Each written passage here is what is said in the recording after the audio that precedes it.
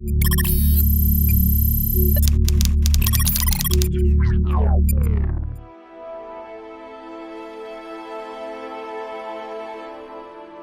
बच्चा अपने हम उम्र लड़कों की तरह बहुत शरारती था। एक दिन उसके घर मेहमान आ गए। उसकी माँ ने मेहमानों के लिए सालन तैयार किया। उस बच्चे को शरारत सूझी। उसने सालन में मिट्टी डाल दी। जब माँ ने सालन में मिट्टी देखी तो वो समझ गई कि किसने ऐसा किया।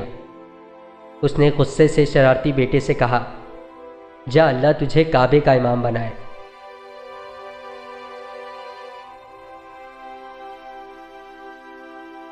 ये बात बताते हुए शेख साहब फूट फूट कर रोने लगे। जरा ढारस बंधी तो रोती हुई आवाज़ में बोले, जानते हो वो शरारती बच्चा कौन था? वो शरारती बच्चा मैं हूँ, तुम्हारे सामने इमाम काबा।